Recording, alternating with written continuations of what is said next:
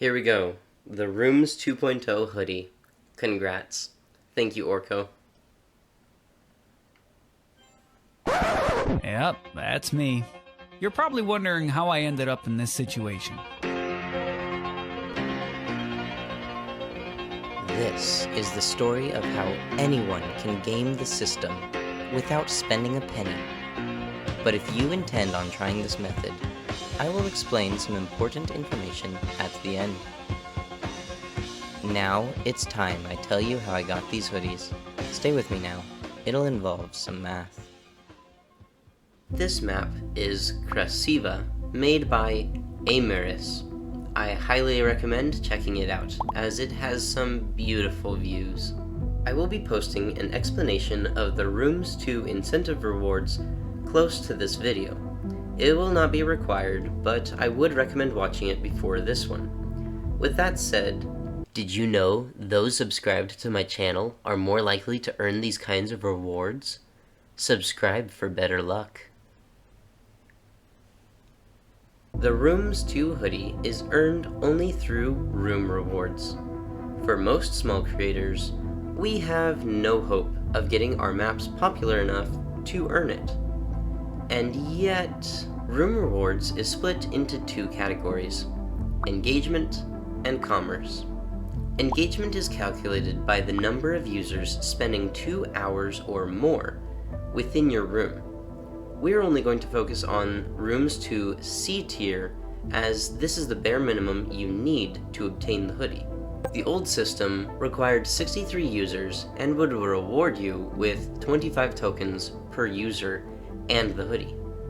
The progressive system, put into effect in March 2025, only changed the token rate from 25 tokens to 400 tokens. So all we really need to do is make 63 alt accounts and AFK in your room for 2 hours. But that's not really practical. Even if you were to do 2 a day, you would still have to spend 4 hours every single day of March, with at least 1 day of 6 hours, wasting your own time. Even if we use a secondary device, that's still 2 hours of your own free time every single day. Oh, did I forget to mention? You can't be AFK. If you are AFK, your time will stop being counted. So it would be a nightmare to track 63 accounts, making sure not a single one of them is under that 2-hour minimum by even a single minute. So instead of dealing with all that, let's look at commerce. Commerce is a little bit easier to grasp. It's calculated by the number of users who spend 2,500 tokens within your map. The old system required a minimum of 31 users, giving 313 tokens per user. The progressive system rewards an outstanding 5,000 tokens for 31 users as the base minimum.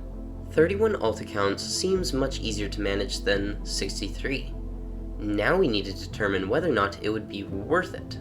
The smallest number of tokens purchasable in the shop is 2,500 tokens for $5 US. Multiply this by 31 and we get a grand total price of $155 US, not including tax. You know what else sounds similar to this? The cash out rate for partnered creators. If you cash in 250,000 tokens, you will receive $150. So theoretically, we can receive the Rooms 2 hoodie for a total of $5, or rather $13, as Rec Room Plus costs $8 for a monthly subscription. So now we need to determine if we will receive enough tokens to cash out. Otherwise, the cost will be $155, and we don't want that. With the 2,500 token offer, we will spend a total of 77,500 tokens.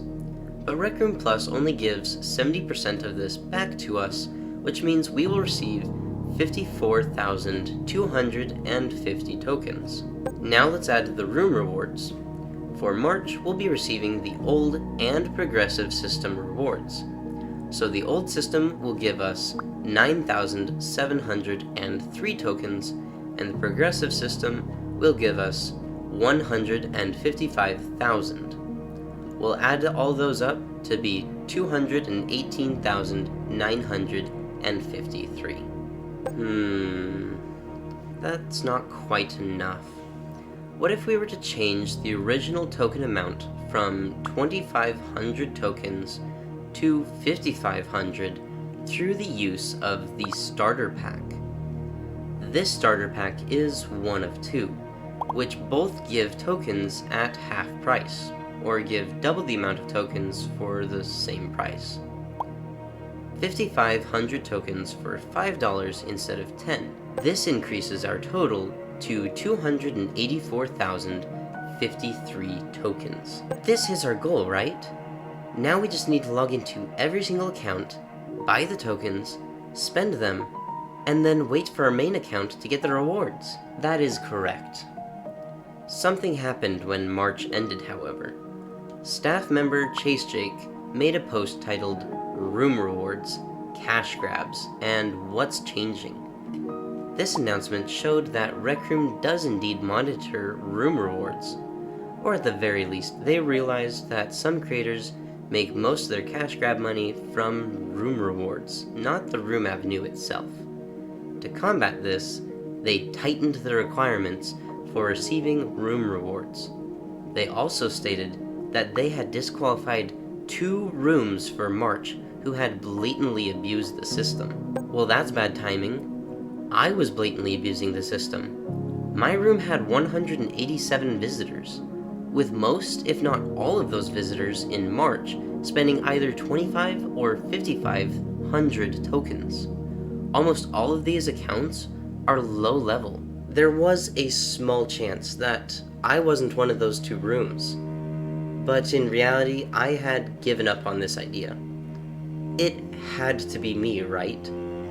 I'll just have to take the loss of $150 and this entire video idea.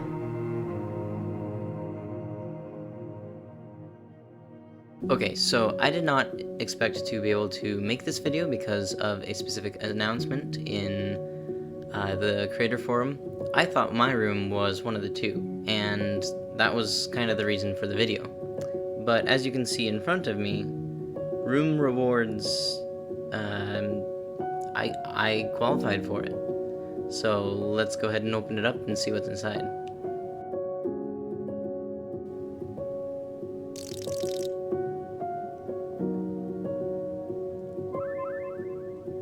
And the second one.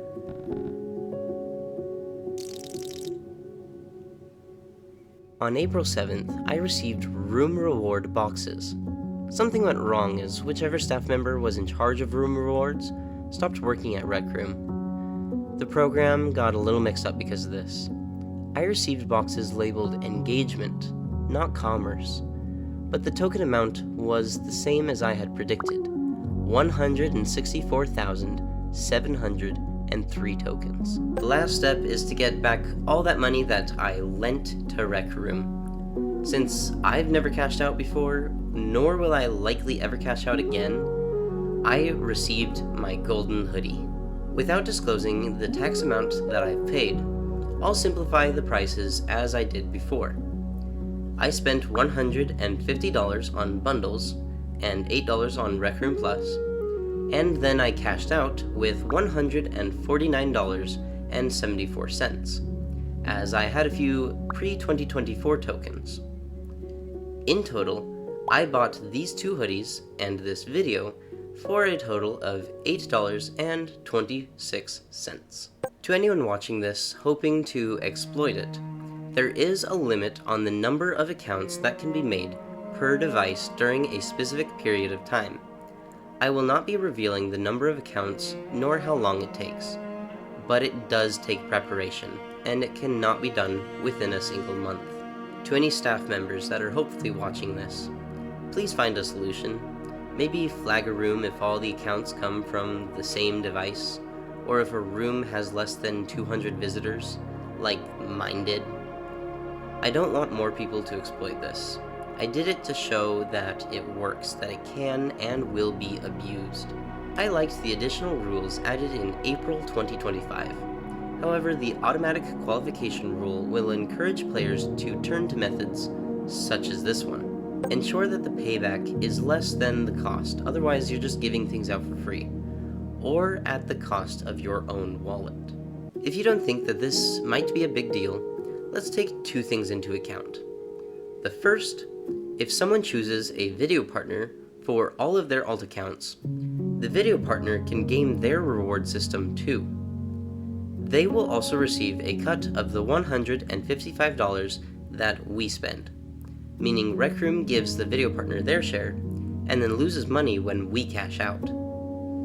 Had I planned better or wished to do more harm, I'd have used the sweet spot to maximize the income while limiting the spending, overall with a net positive for the exploiter. A net negative for Rec Room may not be much for just one or two people, but if I was able to slip through the cracks, just how many others might there be? That is all, Rextorians. I hope you enjoyed, and I'll see you next time in the library. Hopefully with a little bit of a saltier subject. Before I continue, I just want to say that one of the things that got me into VR in the first place was coming to rooms like this and just experiencing how beautiful some of these things are. Playing in screen mode, it's just a lot more difficult to appreciate it versus like being in person with all these beautiful things.